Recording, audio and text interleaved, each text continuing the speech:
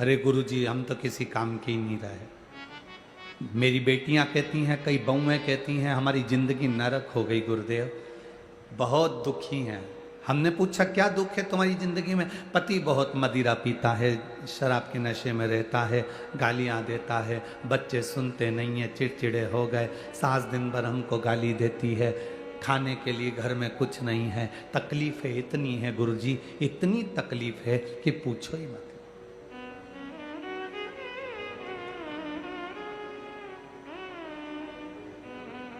कोटा में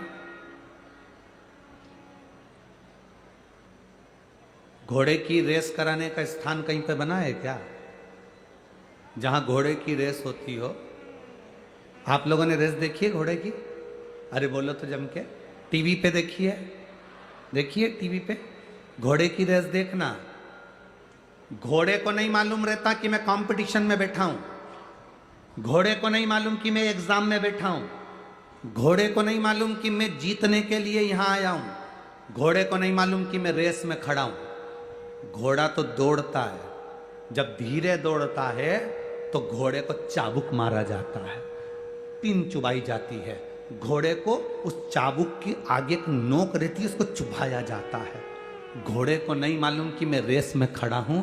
घोड़ा तो इसलिए दौड़ता है क्योंकि उसका मालिक उसे कष्ट देता है, मालिक उसको मार रहा है, मालिक उसे चुभा रहा है, इतना चुभा रहा है कि घोड़ा चीख रहा है, हिन्ना रहा है और दौड़ रहा है। उसको नहीं मालूम कि मैं रेस में खड़ा हूं। वो मालिक के कष्ट से इतना भागता है, इतना भागता है कि पहले नंबर पर आगे निकल जाता है और जीत जाता है। जब एक घोड़े का मालिक घोड़े को कष्ट देता है तो घोड़ा पहली नंबर पर आ जाता है। जब तुम्हें पृथ्वी पर जन्म लेने पर तुम्हारी जिंदगी में भी अगर दुख आए, तकलीफ आए, कष्ट आए, तो समझ लेना मालिक तुम्हें जिताना चाहता है, इसलिए आगे निकालना चाह रहा है। जिंदगी में अगर कष्ट आ रहा है, जिंदगी में तकलीफें आ रही हैं, जिंदगी में थोड़ी सी प्रॉब्लम आ रही है और एक प्रॉब्लम खत्म नहीं होती दूसरी आ जाती है, एक कष्ट खत्म नहीं होता दूसरा आ जाता है, एक तकलीफ खत्म नहीं होती दूसरी आ जाती है, तो ये विचार करना जैसे घोड़े को पिंच करा जा रहा है, तकलीफ दी जा रही है और घोड़ा जीत जाता है। उसको नहीं मालूम कि मैं रेस में खड़ा हूं। उसी तरह भगवान हमको तकलीफ पर तकलीफ, तकलीफ पर तकलीफ, कष्ट पर कष्ट देता है।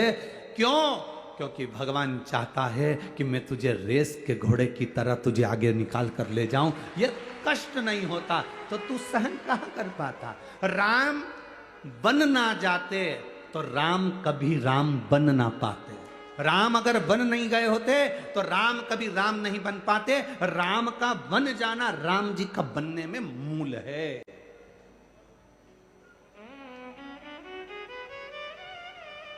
तुम अपना दुखड़ा रोते हो, कभी भगवान कृष्ण का दुखड़ा देखा है तुमने? जन्म देने वाली मां बचपन से छूट गई, बोलो सही है कि गलत है? बचपन में जन्म देने वाली मां छूट गई, कारागार में पड़े थे, चले गए यशोदा जी के यहाँ, उन पर चोरी का इल्जाम लगा, मक्खन की चोरी का बचपन से इल्जाम लग गया। कितना कितना पूतना आई, तृणावत आया, अघासुर आया, बकासुर आया, कितने कितने असुर आए। कंस खुद का सग्गा मामा भी पीछा पड़ा रहा। जरा सोचो कि भगवान कृष्ण की जिंदगी में कितना दुख आया होगा। स्वयं का मामा तकलीफ दे रहा था और स्वयं का मामा भी तकलीफ देता। मथुरा में पहुंच गए, मथुरा से फिर किसी ने अपशब्द कहे तो मथुरा छोड़कर रास्ते से जाने लगे, फिर जाने लगे तो फिर द्वारका पहुंच गए। द्वारका में पहुंचने के बाद भी कौन सा सुख मिला, जरा विचार करिएगा। उसके बाद भी नैनों में जल भरा रहा, गोपियों की याद आती रही, यशोदा मैया की याद आती रही पूरी जिंदगी। और आखिरी में जब उनके चरणों में बाण लगा, जरा नाम के व्याघ्र ने बाण छोड़ा, उनके पांव के तलवे में लगा। जरा विचार करिए, इतनी कष्ट की जिंदगी जीने के बाद भी मेरे कृष्ण गीता का उपदेश देते हैं और दुनिया के लोगों को जीना सिखाते हैं। इतनी जिंदगी में दुख आने के बाद भी गीता का उपदेश देते हैं और जीना सिखाते हैं। ये कृष्ण है।